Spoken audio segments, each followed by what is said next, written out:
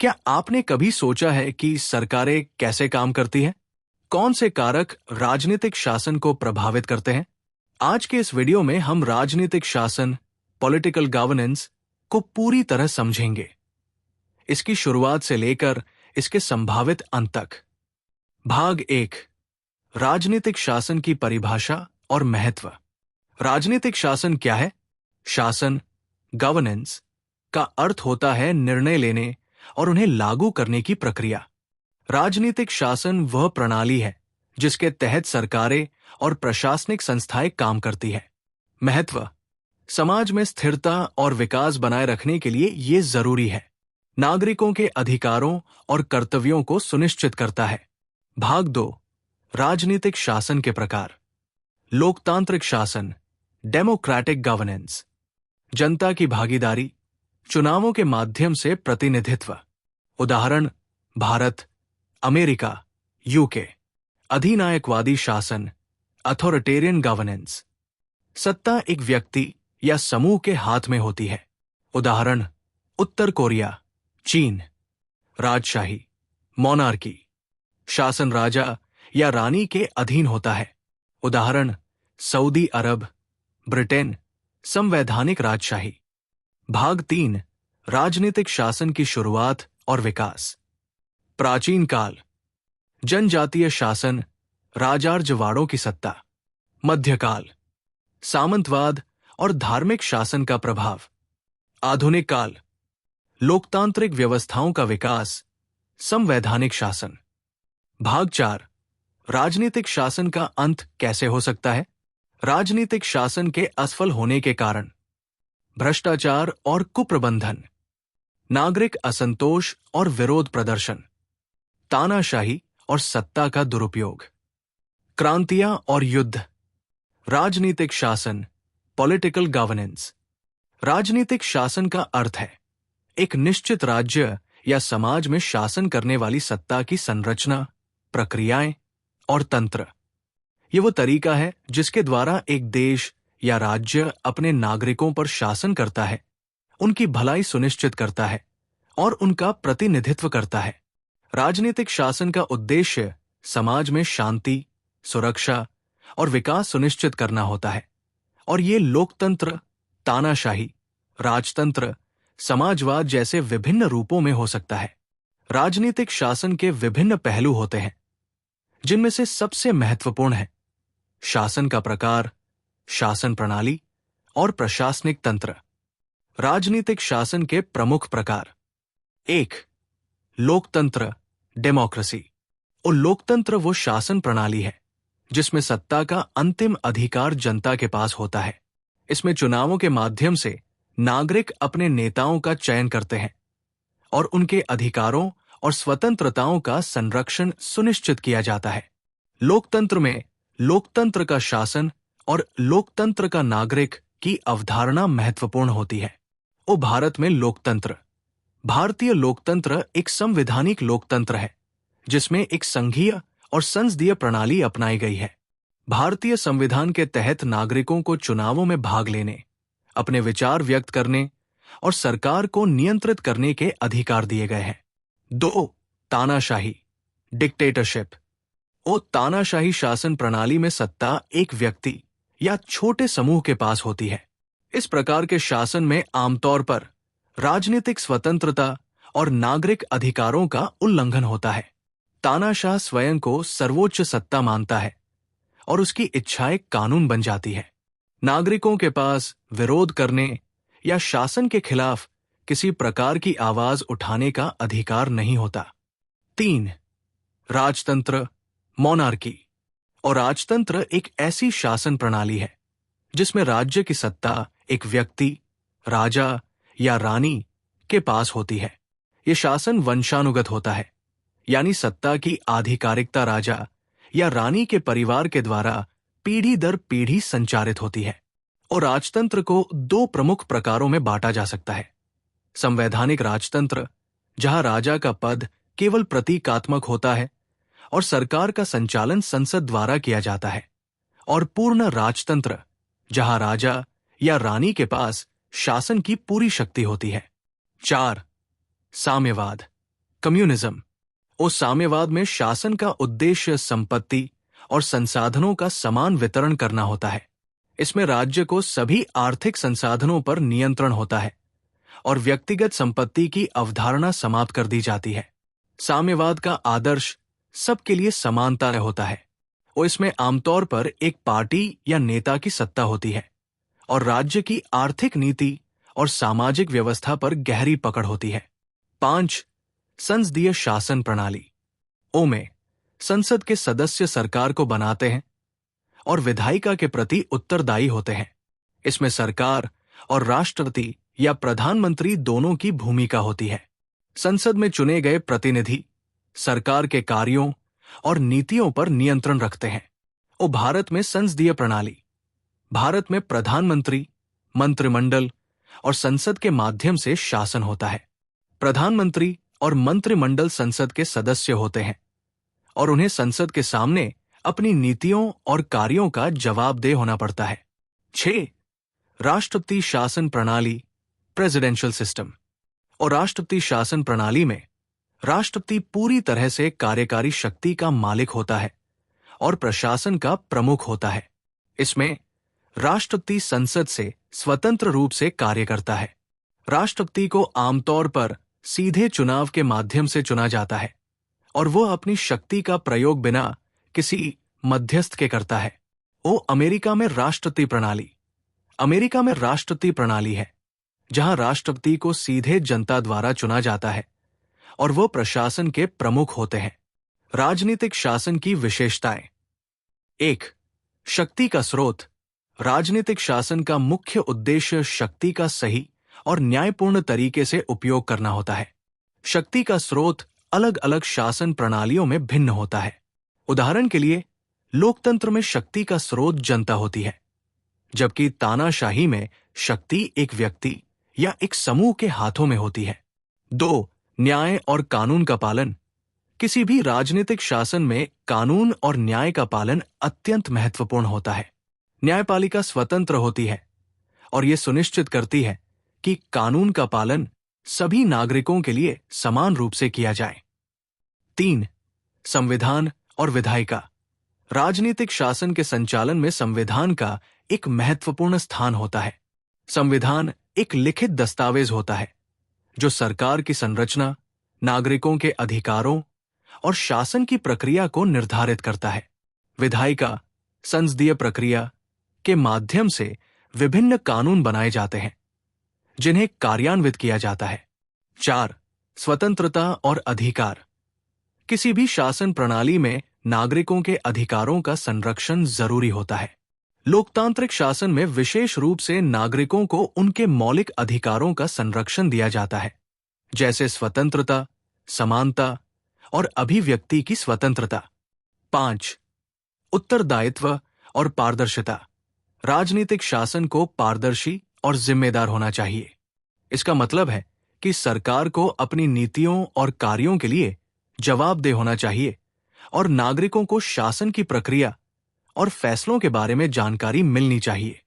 राजनीतिक शासन में चुनौतियां। 1. भ्रष्टाचार। शासन में भ्रष्टाचार होना एक बड़ी चुनौती है जो नीति निर्माण, प्रशासन और विकास के काम को प्रभावित करता है। 2. राजनीतिक अस्थिरता। चुनावी अस्थिरता, गठबंधन सरकारों का असफल होना या सत्ता संघर्ष समाज और शासन की स्थिरता को प्रभावित कर सकता है। 3. समानता और न्याय की कमी। कई बार कमजोर वर्गों के अधिकारों का उल्लंघन होता है और समान अवसर नहीं मिल पाते हैं। 4. संसाधनों का असमान वितरण। संसाधनों का असमान वितरण समाज में असंतोष पैदा करता है और ये समाज में ध्रुवीकरण की स्थिति उत्पन्न कर सकता है। 2. लोकतंत्र, डेमोक्रेसी। लोकतंत्र शासन की वह प्रणाली है जिसमें सत्ता का अंतिम अधिकार जनता के पास होता है। लोकतंत्र का मूल विचार यह है कि शासन जनता द्वारा, जनता के लिए और जनता का होता है। इसमें नागरिकों को अपनी सरकार चुनने, नीतियां तय करने और कानूनों को प्रभावित करने का अधिकार होता है। लोकतंत्र में नागरिकों को अपने अधिकारों का प्रयोग करने के साथ साथ उन्हें अपनी आवाज उठाने और सत्ता के खिलाफ विरोध करने का भी अधिकार होता है। लोकतंत्र की विशेषताएं। 1. जनता की सर्वोच्च सत्ता, सॉवरेंटी ऑफ द पीपल। और लोकतंत्र में सत्ता का स्रोत केवल और केवल जनता होती है। इसके अनुसार सरकार केवल जनता की इच्छा का पालन करती है और इस पर जनता का पूरा नियंत्रण होता है। 2. मौलिक अधिकार, फंडामेंटल राइट्स। और लोकतंत्र में नागरिकों को उनके अधिकारों की सुरक्षा की गारंटी दी जाती है। इन अधिकारों में स्वतंत्रता, समानता, धर्म, अभिव्यक्ति की स्वतंत्रता और जीवन और व्यक्तिगत सुरक्षा शामिल है। 3. न्यायिक स्वतंत्रता, जुडिशियल इंडिपेंडेंस। और लोकतंत्र में न्यायपालिका स्वतंत्र होती है। न्यायालयों को कोई राजनीतिक दबाव नहीं होता है और वे नागरिकों के अधिकारों की रक्षा करते हैं और कानूनों का निष्पक्ष पालन सुनिश्चित करते हैं। 4. निःशुल्क और निष्पक्ष चुनाव, फ्री एंड फेयर इलेक्शंस। और लोकतंत्र में नागरिकों को चुनावों में भाग लेने का अधिकार होता है। चुनावों में सभी नागरिकों के पास समान मत का अधिकार होता है। चुनाव निष्पक्ष और पारदर्शी होते हैं, जिससे यह सुनिश्चित होता है कि लोग अपनी इच्छा से सरकार चुन सकते हैं। 5. संविधान, कॉन्स्टिट्यूशन। और लोकतंत्र में एक लिखित संविधान होता है जो नागरिकों के अधिकारों और सरकार के कामकाज के तरीके को निर्धारित करता है। संविधान में लोकतांत्रिक सिद्धांतों का पालन किया जाता है और ये शासन व्यवस्था की नींव होती है। 6. विविधता का सम्मान, रिस्पेक्ट फॉर डाइवर्सिटी। और लोकतंत्र में विभिन्न जाति, धर्म, लिंग, भाषा और संस्कृति के लोगों को समान अधिकार और सम्मान दिया जाता है। सभी नागरिकों के पास समान अवसर होते हैं और समाज की विविधता को स्वीकार किया जाता है। 7. पारदर्शिता, ट्रांसपेरेंसी। और लोकतांत्रिक सरकारों में पारदर्शिता होती है। नागरिकों को शासन की प्रक्रिया और निर्णयों के बारे में जानकारी होती है। सरकार जनता के प्रति जवाबदेह होती है और अपने कार्यों की रिपोर्ट प्रस्तुत करती है। 8. विपक्ष का अधिकार, राइट टू ऑपोजिशन। और लोकतंत्र में विरोधी दलों को अपनी बात रखने का अधिकार होता है। वे सरकार की नीतियों का विरोध कर सकते हैं और जनता को विकल्प प्रदान करते हैं। ये लोकतांत्रिक प्रणाली की एक महत्वपूर्ण विशेषता है। लोकतंत्र के प्रकार। 1. प्रत्यक्ष लोकतंत्र, डायरेक्ट डेमोक्रेसी। प्रत्यक्ष लोकतंत्र में नागरिक सीधे अपने निर्णय लेते हैं। इसमें लोगों को विधायी निर्णयों और नीतियों पर वोट देने का अधिकार होता है। उदाहरण के तौर पर स्विट्जरलैंड में इस प्रकार का लोकतंत्र लागू है, जहां नागरिक प्रत्यक्ष रूप से जनमत संग्रह, रेफरेंडम के माध्यम से फैसले लेते हैं। 2. प्रतिनिधि लोकतंत्र, रिप्रेजेंटेटिव डेमोक्रेसी। प्रतिनिधि लोकतंत्र में नागरिक अपने प्रतिनिधियों को चुनते हैं जो उनकी ओर से निर्णय लेते हैं। यह प्रकार लोकतंत्र का सबसे सामान्य रूप है।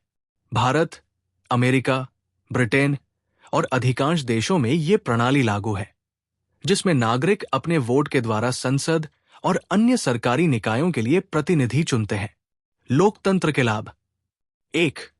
लोकतांत्रिक मूल्यों की रक्षा। लोकतंत्र नागरिकों के अधिकारों, स्वतंत्रता और समानता की रक्षा करता है। इसमें सरकार को नागरिकों की भलाई के लिए काम करने के लिए मजबूर किया जाता है। 2. न्याय और समानता। लोकतंत्र में सभी नागरिकों को समान अवसर और न्याय मिलता है। किसी भी वर्ग या समूह के साथ भेदभाव नहीं होता है। 3. शासन में पारदर्शिता और जवाबदेही। लोकतंत्र में सरकार को जनता के प्रति उत्तरदायी होना पड़ता है। सरकार के फैसलों पर आलोचना और निरीक्षण किया जा सकता है, जिससे भ्रष्टाचार और अन्य गलतियों को रोका जा सकता है। 4. सामाजिक समरसता और विविधता का सम्मान। लोकतंत्र में विभिन्न समुदायों और विचारों के बीच समरसता बनाए रखने की कोशिश की जाती है। प्रत्येक नागरिक को अपने विचार व्यक्त करने और अपनी आस्थाओं को स्वतंत्र रूप से पालन करने का अधिकार होता है। 5. निर्वाचित प्रतिनिधि सरकार। लोकतंत्र में सरकार जनता द्वारा चुने गए प्रतिनिधियों द्वारा चलाई जाती है। यह सुनिश्चित करता है कि शासन जनता की इच्छा के अनुरूप होता है। लोकतंत्र के नुकसान। 1. निर्णय लेने में समय, टाइम कंज्यूमिंग डिसीजंस। और लोकतंत्र में निर्णय प्रक्रिया में समय लगता है, क्योंकि ये जनता की राय और समर्थन पर आधारित होती है। कभी कभी ये तात्कालिक समस्याओं का शीघ्र समाधान नहीं कर पाती। 2. बहुमत के दबाव में असंतोष। Minority rights versus majority rule. और लोकतंत्र में बहुमत के फैसले होते हैं, लेकिन कभी कभी ये अल्पसंख्यक समूहों के अधिकारों को नजरअंदाज कर सकता है, जिससे असंतोष पैदा होता है। इसके लिए उपयुक्त उपायों की आवश्यकता होती है, ताकि अल्पसंख्यक के अधिकारों का भी संरक्षण हो। 3. भ्रष्टाचार, करप्शन। और लोकतंत्र में राजनीतिक भ्रष्टाचार हो सकता है, जहां नेता केवल सत्ता में बने रहने के लिए चुनावी धन इकट्ठा करते हैं या जनता की भावनाओं के साथ खिलवाड़ करते हैं। 4. जिम्मेदारी का अभाव, लैक ऑफ अकाउंटेबिलिटी। और कभी कभी चुने हुए प्रतिनिधि जनता के प्रति अपनी जिम्मेदारी निभाने में विफल रहते हैं। ये विशेष रूप से तब होता है जब चुनाव के बाद प्रतिनिधि सत्ता में बने रहने के लिए अपनी प्राथमिकताएं बदल लेते हैं। 5. राजनीतिक अस्थिरता, पॉलिटिकल इंस्टेबिलिटी। और लोकतंत्र में कभी कभी राजनीतिक अस्थिरता पैदा हो सकती है, जैसे सरकारों का बार बार बदलना, गठबंधन सरकारों का विघटन या चुनावी संघर्ष। ये शासन की स्थिरता को प्रभावित कर सकता है। भारत में लोकतंत्र। भारत में लोकतंत्र दुनिया के सबसे बड़े लोकतंत्र के रूप में जाना जाता है, जिसमें 1.4 अरब से अधिक लोग रहते हैं। भारतीय लोकतंत्र में नागरिकों को हर 5 साल में चुनावों के माध्यम से सरकार चुनने का अधिकार मिलता है। भारत का संविधान लोकतांत्रिक सिद्धांतों पर आधारित है और ये मौलिक अधिकारों की गारंटी देता है। भारत में एक संविधान है जो नागरिकों के अधिकारों और सरकार की संरचना को तय करता है।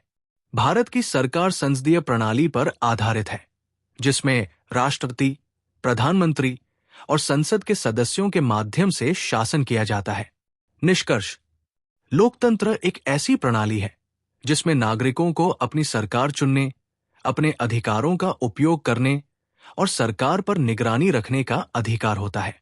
हालांकि लोकतंत्र में कई चुनौतियां होती हैं, फिर भी ये प्रणाली अधिकतम संख्या में लोगों के भले के लिए सबसे उपयुक्त मानी जाती है, क्योंकि इसमें समानता, स्वतंत्रता और न्याय की गारंटी दी जाती है। 3. तानाशाही, डिक्टेटरशिप। तानाशाही शासन की एक ऐसी प्रणाली है जिसमें सत्ता का संपूर्ण नियंत्रण एक व्यक्ति या एक छोटे समूह के हाथों में होता है। इस प्रकार के शासन में आमतौर पर नागरिकों को अपनी इच्छाओं और अधिकारों के अनुसार स्वतंत्रता का अनुभव नहीं होता है और शासक अपनी इच्छाओं के अनुसार फैसले लेते हैं। तानाशाही में शासन की वैधता का आधार आमतौर पर चुनाव या किसी प्रकार की नागरिक भागीदारी नहीं होती, बल्कि ये सत्ता बल या अन्य गैरलोकतांत्रिक तरीकों से प्राप्त होती है। तानाशाही की विशेषताएं: 1. एकल शासन, सिंगल रूलर।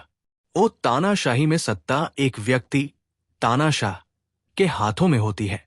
ये व्यक्ति सरकार के सभी महत्वपूर्ण निर्णयों को स्वयं करता है और किसी भी अन्य संस्था या व्यक्ति से उत्तरदायित्व नहीं होता है। वो अपने निर्णयों में स्वतंत्र होता है और उसका कोई भी विरोध या आलोचना स्वीकार नहीं की जाती। 2. राजनीतिक स्वतंत्रता का अभाव। और तानाशाही शासन में नागरिकों को अपनी बात कहने, विरोध करने या राजनीतिक गतिविधियों में भाग लेने की स्वतंत्रता नहीं होती। सरकार अपनी आलोचना को दबाती है और स्वतंत्रता पर प्रतिबंध लगाती है। स्वतंत्र प्रेस, विपक्षी दल और नागरिक समाज की गतिविधियों पर नियंत्रण होता है। 3. कानून और न्याय का उल्लंघन। और तानाशाही में शासक की इच्छा कानून बन जाती है। संविधान और कानूनों की कोई स्थिरता नहीं होती और तानाशाह के आदेशों को सर्वोच्च माना जाता है। न्यायपालिका स्वतंत्र नहीं होती और इसके फैसले शासक के इशारे पर होते हैं। 4. सैन्य का प्रयोग, यूज ऑफ मिलिट्री। और तानाशाही शासन में सैन्य या पुलिस बल का व्यापक उपयोग किया जाता है ताकि विरोध या असहमति को कुचला जा सके। तानाशाह अपनी सत्ता को बनाए रखने के लिए बल प्रयोग करने में संकोच नहीं करते। आमतौर पर सैनिक शासन या आपातकाल जैसी स्थितियां होती है जहां नागरिक अधिकार निलंबित कर दिए जाते हैं। 5. लोकतांत्रिक संस्थाओं का विघटन, डिसोल्यूशन ऑफ डेमोक्रेटिक इंस्टीट्यूशंस। तानाशाही में लोकतांत्रिक संस्थाओं जैसे संसद, चुनावी प्रक्रिया और अन्य जन प्रतिनिधित्व संस्थाओं को विघटित किया जा सकता है। सत्ता पर एक व्यक्ति का पूर्ण नियंत्रण होता है और लोकतंत्र की सभी प्रक्रियाएं निष्क्रिय या हटा दी जाती है। 6. प्रोपेगंडा और जनमत निर्माण, प्रोपेगेंडा एंड माइंड कंट्रोल। तानाशाही शासन में सरकार अपने हितों के अनुसार प्रचार का उपयोग करती है। मीडिया, शिक्षा और कला के माध्यम से जनमत को नियंत्रित किया जाता है। लोगों को यह विश्वास दिलाया जाता है कि शासक के निर्णय और शासन सबसे अच्छे हैं और किसी भी प्रकार की आलोचना को दुष्प्रचार के रूप में पेश किया जाता है। तानाशाही के प्रकार।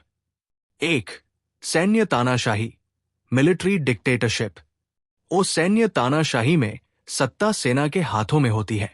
सेना के अधिकारी राजनीतिक नेतृत्व की भूमिका निभाते हैं और सरकार को सैन्य शक्ति से नियंत्रित करते हैं। ये आमतौर पर उस स्थिति में उत्पन्न होता है जब सैनिक सरकार को अस्थिरता या भ्रष्टाचार के कारण असफल मानते हैं और सत्ता पर कब्जा कर लेते हैं। उदाहरण के तौर पर पाकिस्तान में कई बार सैन्य शासन का अनुभव हुआ है। 2. व्यक्तिगत तानाशाही, पर्सनल डिक्टेटरशिप। इसमें सत्ता केवल एक व्यक्ति के हाथों में होती है जो खुद को देश का सर्वोच्च नेता मानता है और किसी भी तरह के विरोध को नष्ट कर देता है। इस प्रकार के तानाशाह आमतौर पर अपनी सत्ता को स्थिर बनाए रखने के लिए तानाशाही शासन की स्थापना करते हैं। उदाहरण के तौर पर उत्तर कोरिया में किम जोंग उनकी तानाशाही को देखा जा सकता है। 3. कुलीन तानाशाही, ओलिगार्किक डिक्टेटरशिप। इस प्रकार के शासन में सत्ता एक छोटे से समूह या कुलीन वर्ग के हाथों में होती है। इसमें यह समूह अपने स्वार्थों को पूरा करने के लिए शासन का संचालन करता है और आम नागरिकों की भागीदारी या अधिकारों की कोई कद्र नहीं होती। तानाशाही के लाभ। 1. तत्काल निर्णय, क्विक डिसीजन मेकिंग। तानाशाही शासन में एकल नेता के हाथों में सत्ता होने के कारण निर्णय जल्दी और बिना किसी प्रकार के विवाद के लिए जाते हैं।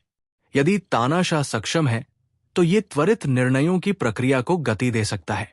2. स्थिरता, स्टेबिलिटी। तानाशाही शासन का दावा यह होता है कि यह शासन को स्थिर बनाए रखता है और बड़े सामाजिक या राजनीतिक आंदोलनों से बचाता है। यह विशेष रूप से ऐसे देशों में देखा जाता है जहां लोकतांत्रिक प्रक्रियाएं या संसदीय तंत्र अस्थिर होते हैं। 3. विकास, डेवलपमेंट। तानाशाही शासन में यदि तानाशाह द्वारा सटीक नीति लागू की जाए तो आर्थिक विकास में तेजी लाई जा सकती है। इसके कारण कुछ विशेष योजनाओं को त्वरित रूप से कार्यान्वित किया जा सकता है। उदाहरण के लिए चीन में माओ त्से तुंग के समय की नीति। तानाशाही के नुकसान। 1. मानवाधिकारों का उल्लंघन, वायलेशन ऑफ ह्यूमन राइट्स। तानाशाही शासन में नागरिकों के अधिकारों का उल्लंघन बहुत सामान्य होता है।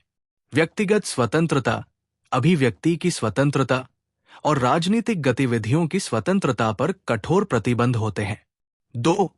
भ्रष्टाचार, करप्शन। तानाशाही शासन में सत्ता का केंद्रीकरण होता है जिससे भ्रष्टाचार की संभावना बढ़ जाती है। क्योंकि तानाशाह के पास कोई जवाबदेही नहीं होती, वो अपनी इच्छाओं के अनुसार शासन करता है जिससे भ्रष्टाचार और दुरुपयोग की स्थिति उत्पन्न हो सकती है। 3. राजनीतिक असहमति का दमन, सप्रेशन ऑफ पॉलिटिकल डिसेंट। तानाशाही में विरोधी दलों और आवाजों को दबा दिया जाता है। किसी भी प्रकार की आलोचना या विरोध को अपराध के रूप में लिया जाता है जिससे समाज में असहमति और आलोचना के अभाव से शासन की गुणवत्ता पर सवाल उठ सकते हैं। 4. स्वतंत्र मीडिया का अभाव, लैक ऑफ इंडिपेंडेंट मीडिया। तानाशाही में स्वतंत्र मीडिया का अस्तित्व नहीं होता। सरकार मीडिया का नियंत्रण करती है और किसी भी प्रकार की आलोचना को दबा देती है। ये सूचना की स्वतंत्रता और पारदर्शिता को प्रभावित करता है। 5. जनता का असंतोष, पब्लिक डिस्कॉन्टेंट। और लंबे समय तक तानाशाही शासन में नागरिकों का असंतोष बढ़ता है, क्योंकि उन्हें न तो सही सूचना मिलती है, न ही अपने अधिकारों का पूरा संरक्षण। इसके परिणाम स्वरूप विद्रोह और असंतोष हो सकते हैं। तानाशाही के उदाहरण: अडोल्फ हिटलर। जर्मनी हिटलर ने नाजी पार्टी की स्थापना की और जर्मनी में तानाशाही शासन स्थापित किया। उन्होंने व्यापक जनसंहार और युद्ध अपराध किए। Joseph Stalin.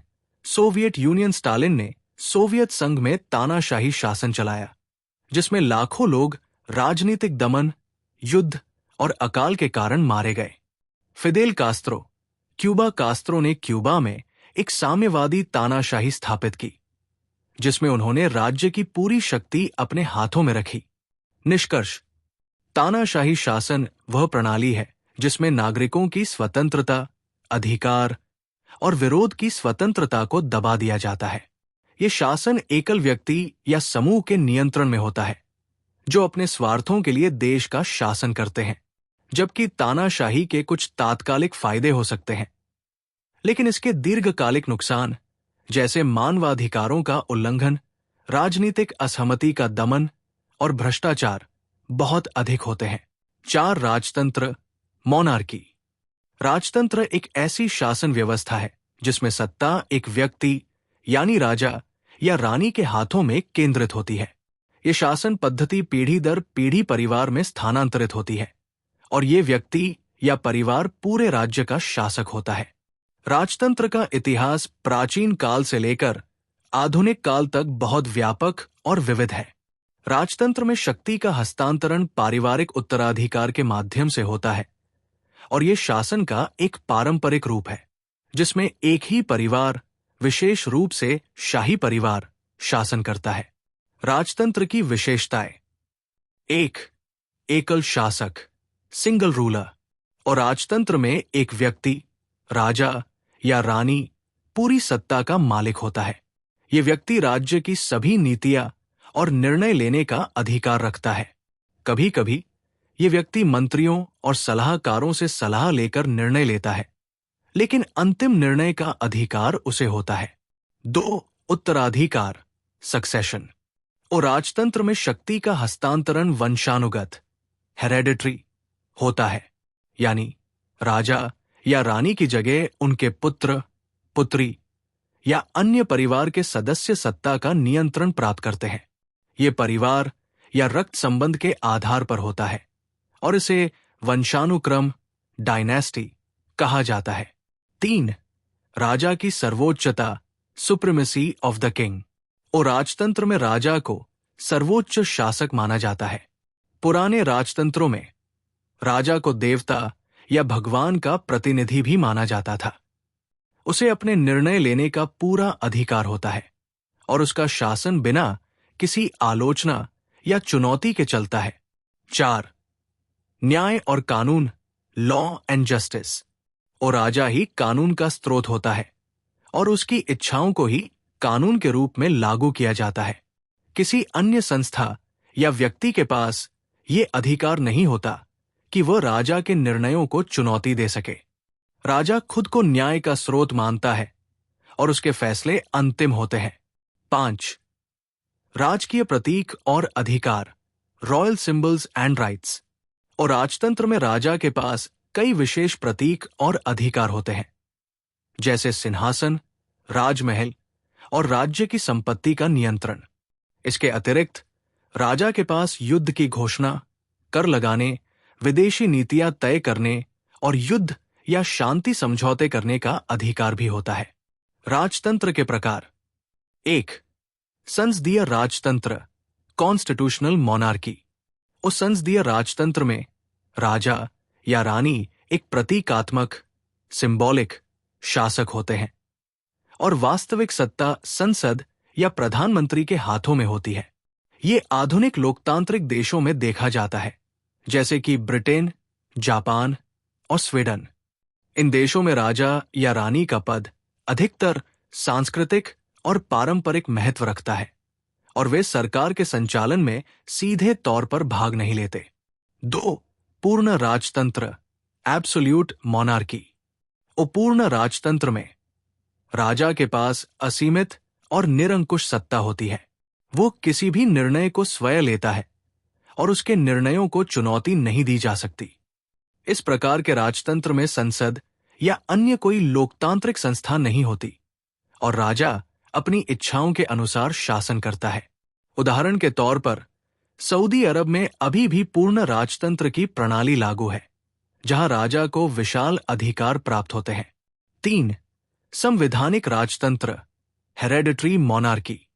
इसमें सत्ता परिवार के भीतर हस्तांतरित होती है, लेकिन इस प्रकार के राजतंत्र में आमतौर पर संविधान या कानून द्वारा शासक की शक्तियों की सीमा निर्धारित होती है। ये शासक परिवार की परंपराओं और शाही विशेषाधिकारों के अनुसार काम करता है। राजतंत्र के लाभ: 1. स्थिरता और निरंतरता, स्टेबिलिटी एंड कंटिन्यूटी। राजतंत्र में शासन की निरंतरता बनी रहती है, क्योंकि सत्ता परिवार से परिवार में जाती है और इसके परिणाम स्वरूप राज्य में राजनीतिक स्थिरता बनी रहती है। ये अचानक होने वाले सत्ता परिवर्तन या चुनावी संघर्ष से बचाता है। 2. केंद्रित नेतृत्व, सेंट्रलाइज्ड लीडरशिप। राजतंत्र में निर्णय लेने की प्रक्रिया तेज होती है, क्योंकि इसमें सत्ता एक व्यक्ति के हाथों में होती है। एकल शासक होने के कारण निर्णय जल्दी लिए जा सकते हैं और शासन में अधिक समय की बर्बादी नहीं होती। 3. राष्ट्रीय प्रतीक, नेशनल सिंबल। राजतंत्र का शासक एक राष्ट्रीय प्रतीक के रूप में कार्य करता है, जो नागरिकों को एकता और गौरव की भावना प्रदान करता है। शाही परिवार अपने राज्य और राष्ट्र के प्रतीक के रूप में सम्मानित होता है। 4. दीर्घकालिक दृष्टिकोण, लॉन्ग टर्म विजन। राजतंत्र में शासक को अपनी शक्ति और राज्य की भलाई की चिंता होती है और ये दीर्घकालिक दृष्टिकोण के साथ निर्णय लेता है, क्योंकि उसका शासन वंशानुगत होता है और वो राज्य के समग्र भविष्य को सुनिश्चित करने की कोशिश करता है। राजतंत्र के नुकसान: 1. शासन में अत्यधिक केंद्रीकरण, एक्सेसिव सेंट्रलाइजेशन ऑफ पावर। राजतंत्र में सत्ता का केंद्रीकरण होता है, जिससे कभी कभी शासक द्वारा अत्यधिक शक्ति का दुरुपयोग किया जा सकता है। शासक की शक्ति में कोई जांच परख नहीं होती और ये सत्ता के भ्रष्टाचार को जन्म दे सकता है। 2. लोगों की भागीदारी का अभाव, लैक ऑफ पब्लिक पार्टिसिपेशन। राजतंत्र में नागरिकों को अपनी सरकार चुनने का अधिकार नहीं होता। लोग शासक के निर्णयों पर प्रभाव डालने में असमर्थ होते हैं और शासक उनकी इच्छाओं और आवश्यकताओं के बारे में नहीं जानता। 3. राजा की गलतियों का प्रभाव, इंपैक्ट ऑफ किंग्स मिस्टेक्स। यदि शासक गलत निर्णय लेता है तो उसका असर राज्य की पूरी जनता पर पड़ता है, क्योंकि राजतंत्र में सत्ता एक व्यक्ति के हाथों में होती है। शासक की गलतियों को सुधारने के लिए कोई प्रभावी तंत्र नहीं होता। 4. संविधान और कानून का उल्लंघन, violation of constitution and law. पूर्ण राजतंत्र में राजा के फैसले संविधान और कानून से ऊपर माने जाते हैं। इस प्रकार नागरिकों को कानूनी सुरक्षा और न्याय की गारंटी नहीं होती। 5. राजतंत्र की विरासत से जुड़े विवाद, डिस्प्यूट्स ओवर सक्सेशन। राजतंत्र में उत्तराधिकार को लेकर अक्सर विवाद होते हैं। परिवार के सदस्य आपस में सत्ता के लिए संघर्ष करते हैं और इस तरह के विवाद राजनीतिक अस्थिरता और युद्ध का कारण बन सकते हैं। भारत में राजतंत्र का इतिहास प्राचीन काल से लेकर ब्रिटिश काल तक रहा।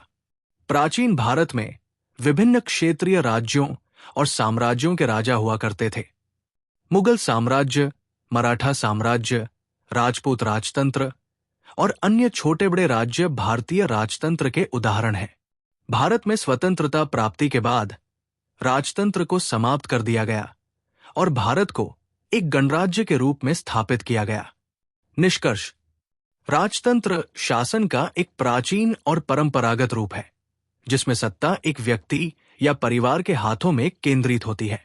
जबकि राजतंत्र में कुछ फायदे जैसे स्थिरता और त्वरित निर्णय होते हैं, इसके नुकसान भी हैं, जैसे सत्ता का अत्यधिक केंद्रीकरण, जनता की भागीदारी की कमी और शासक के गलत निर्णयों का प्रभाव।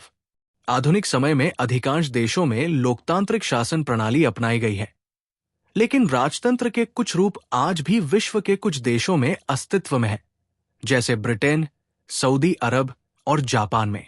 5. साम्यवाद, कम्युनिज्म।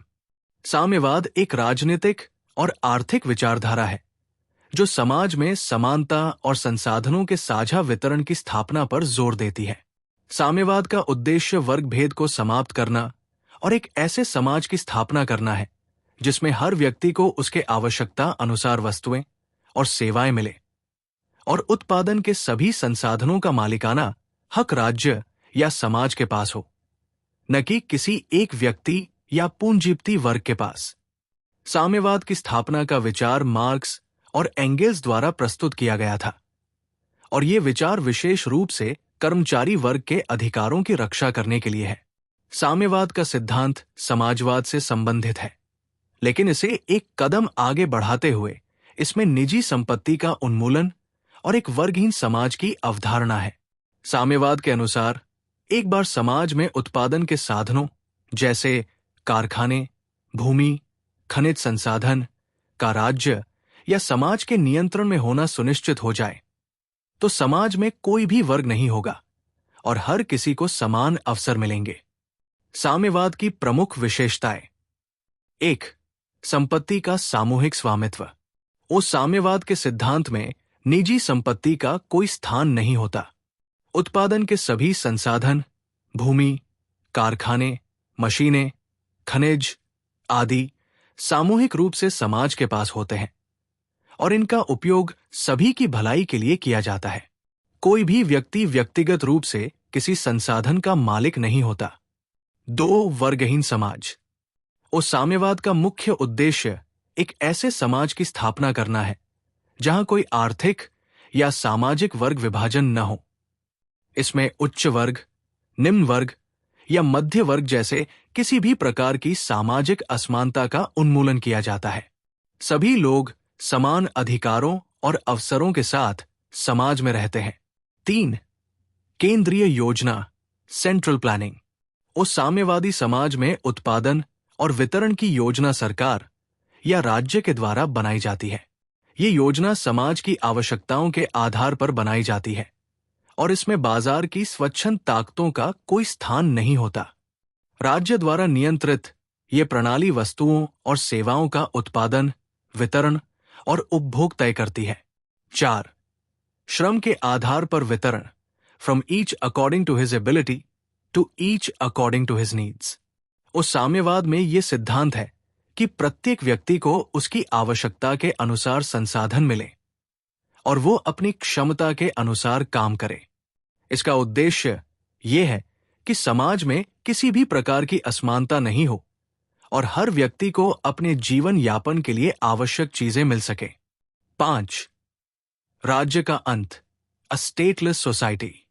उस साम्यवाद का अंतिम उद्देश्य एक ऐसा समाज बनाना है जिसमें राज्य का अस्तित्व न हो। मार्क्स के अनुसार जब एक वर्गहीन और सामूहिक समाज का निर्माण हो जाएगा तो राज्य की आवश्यकता समाप्त हो जाएगी। राज्य तब तक मौजूद रहेगा जब तक वर्ग संघर्ष और असमानताएं मौजूद रहेंगी और एक बार वर्ग संघर्ष समाप्त हो जाने के बाद राज्य का अस्तित्व स्वतः समाप्त हो जाएगा। साम्यवाद का इतिहास और विकास।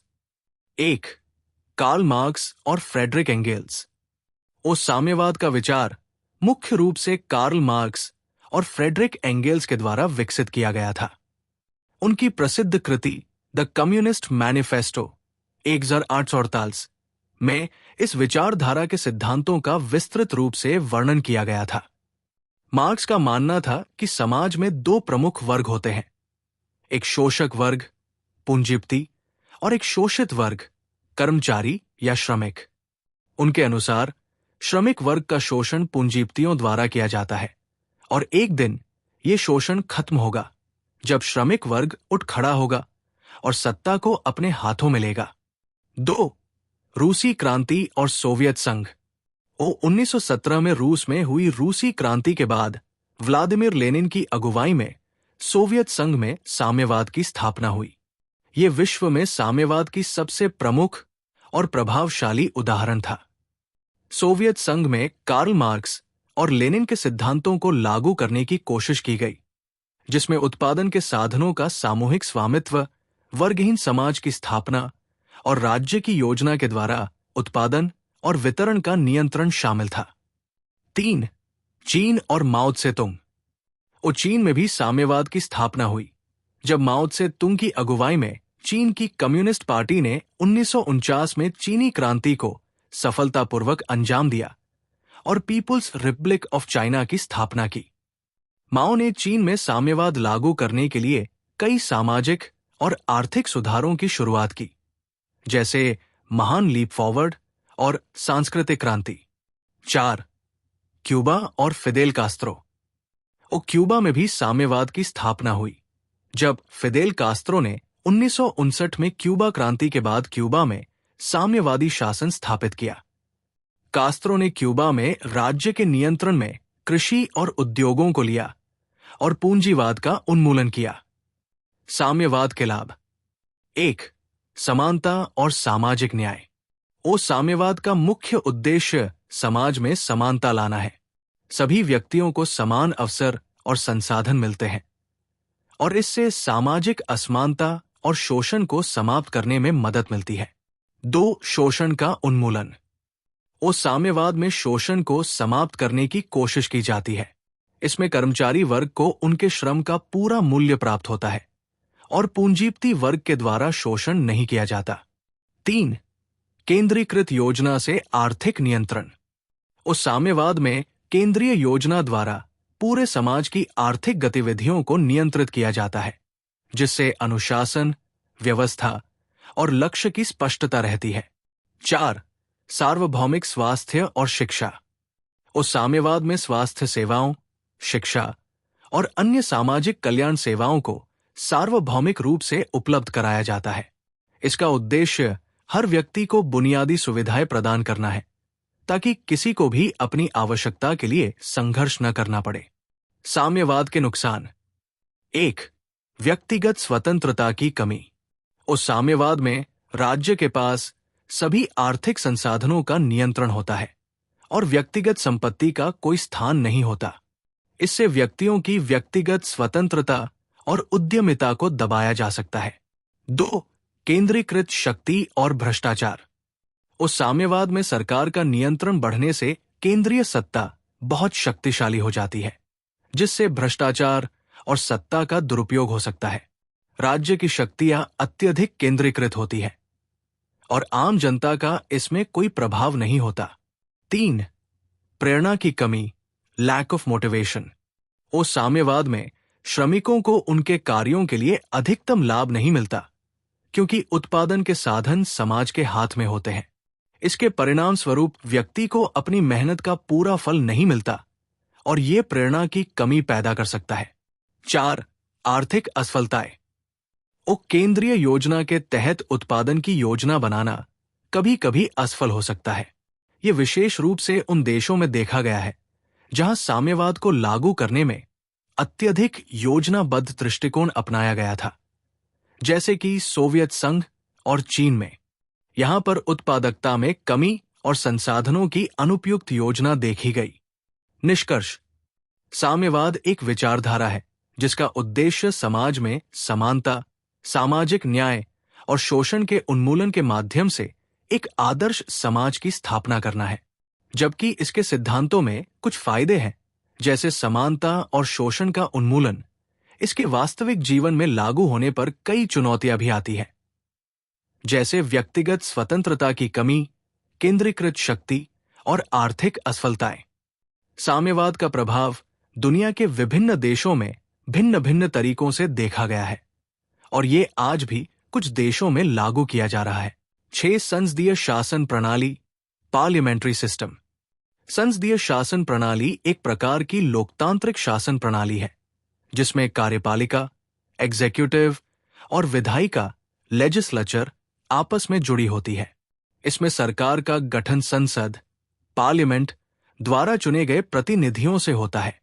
संसदीय प्रणाली का उद्देश्य एक ऐसा शासन प्रदान करना है जिसमें जनता द्वारा चुने गए प्रतिनिधि सत्ता में होते हैं और सरकार को संसद के प्रति जवाबदेह होना चाहिए।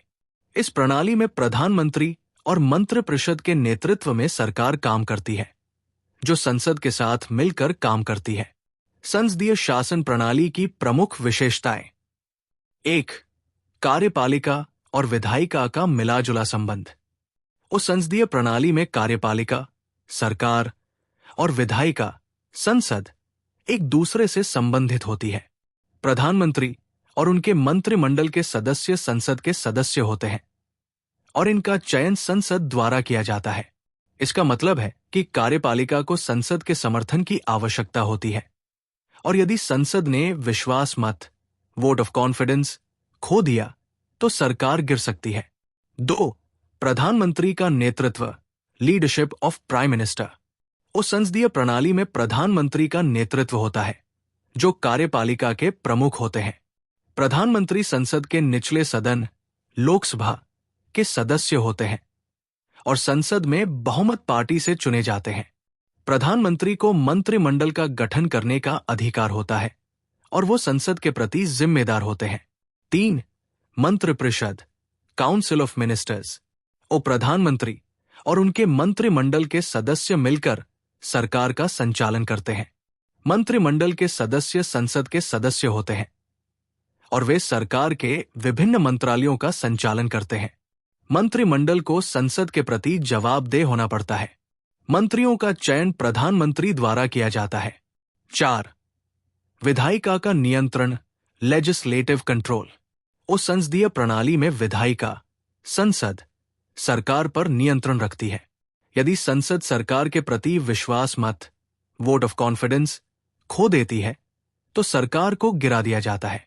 सरकार को संसद के समक्ष नियमित रूप से रिपोर्ट प्रस्तुत करनी होती है और यदि सरकार को संसद से समर्थन नहीं मिलता तो उसे इस्तीफा देना पड़ता है। 5.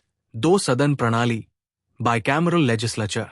वो अधिकांश देशों में संसदीय प्रणाली के तहत संसद की 2 सदन प्रणाली होती है। निचला सदन, लोअर हाउस, और ऊपरी सदन, अपर हाउस। निचला सदन, जैसे भारत में लोकसभा, सामान्य जनता द्वारा चुना जाता है, जबकि ऊपरी सदन, राज्यसभा, के सदस्य अन्य तरीके से चयनित होते हैं, जैसे राज्य विधानसभाओं द्वारा। हालांकि कुछ देशों में एक सदन की प्रणाली, यूनिकैमरल, भी हो सकती है। 6. अल्पमत सरकार, माइनॉरिटी गवर्नमेंट। उस संसदीय प्रणाली में अल्पमत सरकार का भी गठन हो सकता है जब कोई पार्टी संसद में पूर्ण बहुमत हासिल नहीं करती। ऐसे में विभिन्न दलों के गठबंधन से सरकार का गठन होता है, जिसे गठबंधन सरकार कहा जाता है। इन गठबंधनों में सरकार को अपने समर्थन के लिए विभिन्न दलों के साथ सहमति बनानी होती है। संसदीय शासन प्रणाली के प्रकार। 1. संवैधानिक संसदीय प्रणाली, कॉन्स्टिट्यूशनल पार्लियामेंट्री सिस्टम। और यह प्रणाली उन देशों में होती है जहां एक संविधान होता है जो सरकार के कामकाज और सत्ता के वितरण को निर्धारित करता है। उदाहरण के तौर पर ब्रिटेन और भारत में संवैधानिक संसदीय प्रणाली का पालन किया जाता है, जिसमें प्रधानमंत्री और मंत्रिमंडल की शक्तियां संविधान के अनुसार निर्धारित होती है। 2. अपरिपक्व संसदीय प्रणाली, अनस्टेबल पार्लियामेंट्री सिस्टम। इस प्रणाली में सरकार को बहुमत का समर्थन नहीं मिल पाता, जिसके कारण सरकार का अस्तित्व स्थिर नहीं रहता। इस प्रकार की प्रणाली में अक्सर सरकारें गिरती रहती हैं और चुनाव होते रहते हैं। इस प्रणाली में राजनीतिक अस्थिरता का खतरा होता है। संसदीय शासन प्रणाली के लाभ। 1. सरकार और संसद के बीच सहयोग। और चूंकि सरकार के सदस्य संसद के सदस्य होते हैं, यह प्रणाली सरकार और संसद के बीच सहयोग और सामंजस्य को बढ़ावा देती है। इससे निर्णय प्रक्रिया में आसानी होती है और सरकार के लिए अपनी नीतियों को लागू करना सरल हो जाता है। 2. जवाबदेही और पारदर्शिता। उस संसदीय प्रणाली में सरकार संसद के प्रति जवाबदेह होती है। अगर सरकार को संसद का समर्थन नहीं मिलता या विश्वास मत खो देती है तो उसे इस्तीफा देना पड़ता है। ये पारदर्शिता और जवाबदेही को सुनिश्चित करता है। 3. स्थिर सरकार।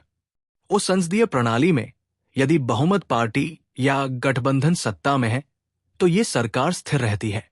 सरकार के पास पर्याप्त संसदीय समर्थन होता है जिससे नीतियों और कानूनों को लागू करना आसान होता है। 4. प्रशासन की दक्षता। उस संसदीय प्रणाली में मंत्री सीधे संसद से होते हैं और वे प्रशासन को सही दिशा में मार्गदर्शन देने में सक्षम होते हैं। इससे प्रशासन में दक्षता बढ़ती है और नीतियों के कार्यान्वयन में तेजी आती है। 5. लोकप्रियता में वृद्धि। चूंकि सरकार को जनता द्वारा चुने गए प्रतिनिधियों द्वारा गठित किया जाता है, ये जनता की इच्छाओं और आवश्यकताओं के प्रति अधिक संवेदनशील होती है। इससे जनता में सरकार के प्रति विश्वास और समर्थन बढ़ता है। संसदीय शासन प्रणाली के नुकसान। 1. स्थिरता की कमी। और यदि कोई पार्टी पूर्ण बहुमत नहीं जीतती है तो अक्सर सरकार गिर जाती है और चुनाव कराए जाते हैं। इससे राजनीतिक अस्थिरता और अनिश्चितता उत्पन्न हो सकती है, जैसा कि अल्पमत सरकारों में होता है। 2. गठबंधन सरकारों का अस्थिरता।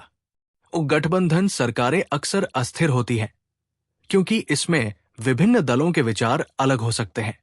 गठबंधन सरकारों में कभी-कभी निर्णय लेने में कठिनाई होती है और इसके कारण सरकार का कामकाज धीमा हो सकता है। 3. प्रधानमंत्री की अत्यधिक शक्ति।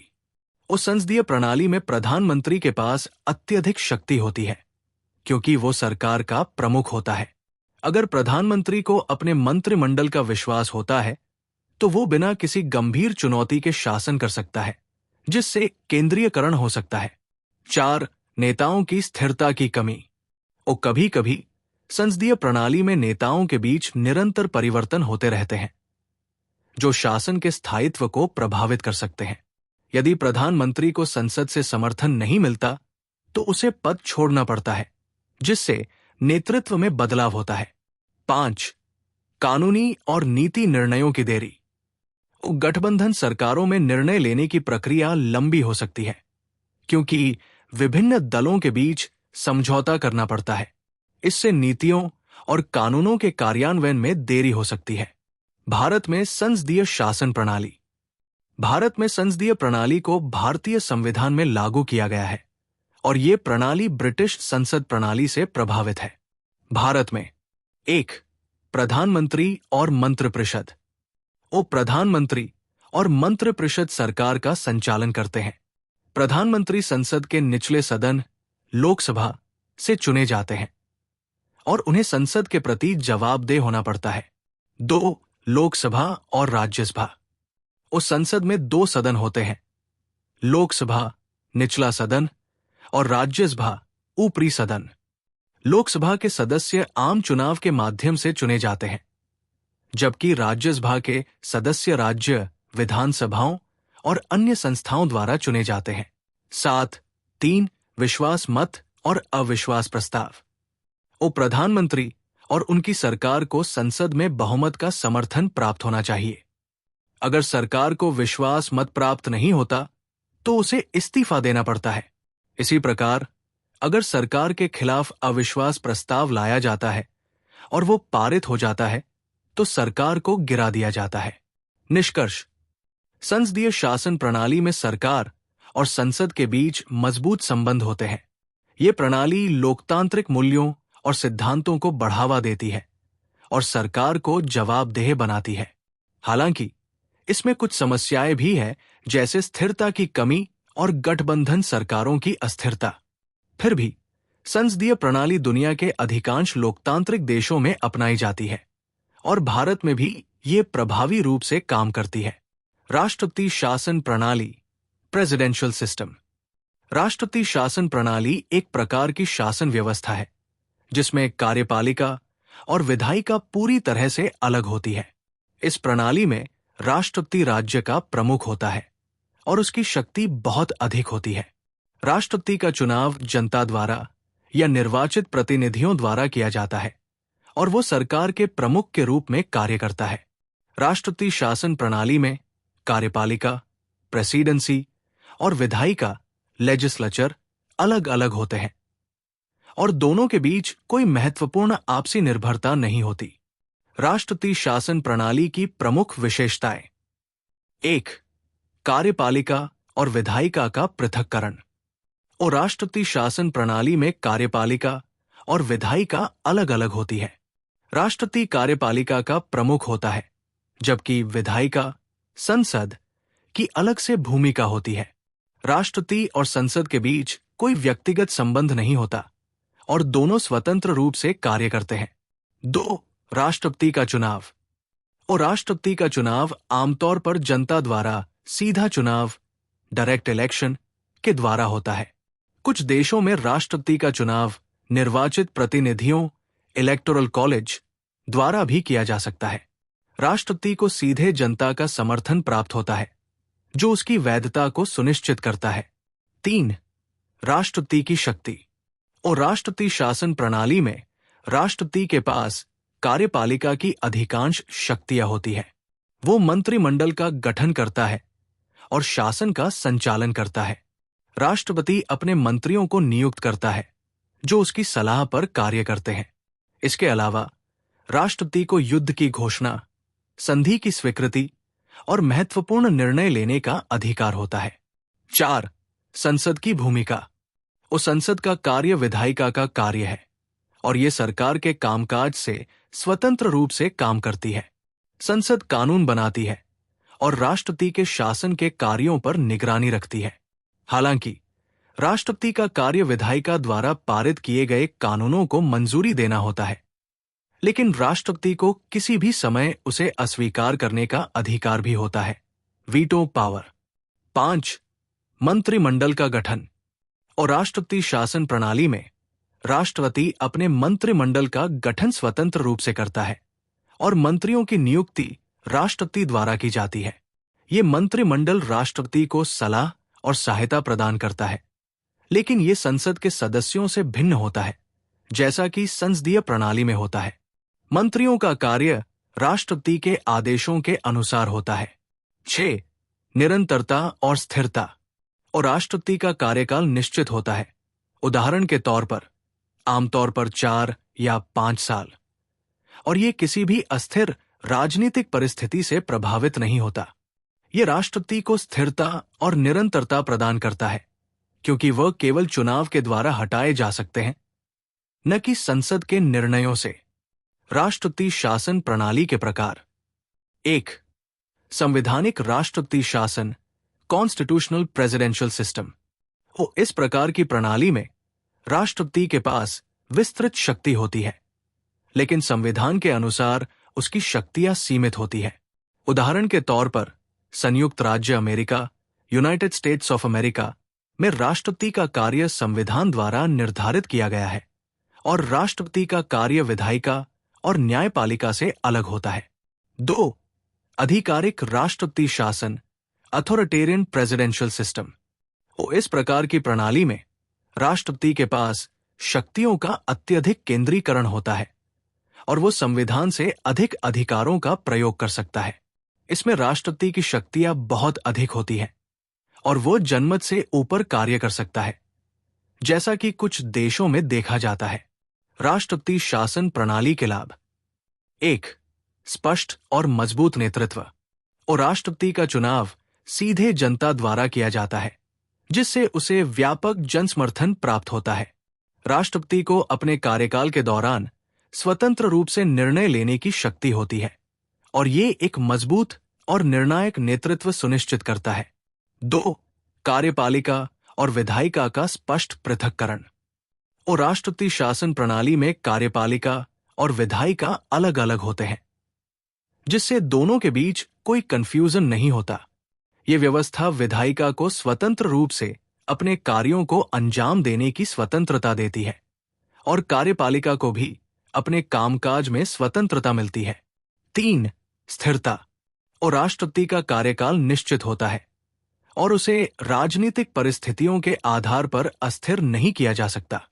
ये प्रणाली स्थिर शासन को सुनिश्चित करती है, क्योंकि राष्ट्रपति अपनी नीति को बिना किसी डर के कार्यान्वित कर सकता है। 4. कानूनी और नीति स्थिरता। और चूंकि राष्ट्रपति के पास सत्ता का केंद्रीकरण होता है, वो कानूनों और नीतियों में स्थिरता बनाए रख सकता है। ये विशेष रूप से राष्ट्रीय सुरक्षा और अंतर्राष्ट्रीय संबंधों के मामलों में उपयोगी होता है। 5. सुप्रसिद्ध नेतृत्व।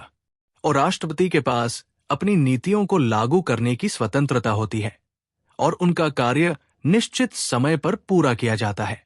इससे राष्ट्र के सामने स्पष्ट नेतृत्व होता है। राष्ट्रपति शासन प्रणाली के नुकसान। 1. अत्यधिक केंद्रीकरण। और राष्ट्रपति शासन प्रणाली में राष्ट्रपति के पास अत्यधिक शक्ति होती है, जो कभी कभी लोकतांत्रिक प्रक्रियाओं के खिलाफ हो सकती है। अगर राष्ट्रपति की शक्ति अत्यधिक बढ़ जाए तो ये तानाशाही में बदल सकता है। 2. कार्यपालिका और विधायिका के बीच संघर्ष। और चूंकि कार्यपालिका और विधायिका अलग होते हैं, कभी कभी दोनों के बीच टकराव हो सकता है, विशेष रूप से जब राष्ट्रपति और संसद के सदस्य अलग अलग राजनीतिक दलों से हों। इससे राजनीतिक स्थिरता को खतरा हो सकता है। 3. निर्णय में देरी। और राष्ट्रपति और विधायिका के बीच संघर्ष और अंतर के कारण निर्णयों में देरी हो सकती है। कभी कभी संसद राष्ट्रपति के प्रस्तावों को अस्वीकार कर देती है, जिससे नीतिगत निर्णयों को लागू करने में समय लग सकता है। 4. जनता से दूरी। और राष्ट्रपति शासन प्रणाली में राष्ट्रपति का कार्य संविधान द्वारा निर्धारित होता है और उनके कार्यों में जनता की भागीदारी सीमित हो सकती है। कभी कभी राष्ट्रपति की नीतियां जनता की वास्तविक आवश्यकताओं के अनुरूप नहीं होती। राष्ट्रपति शासन प्रणाली का उदाहरण। 1. संयुक्त राज्य America, United states of America. और संयुक्त राज्य अमेरिका एक प्रमुख उदाहरण है जहां राष्ट्रपति शासन प्रणाली का पालन किया जाता है।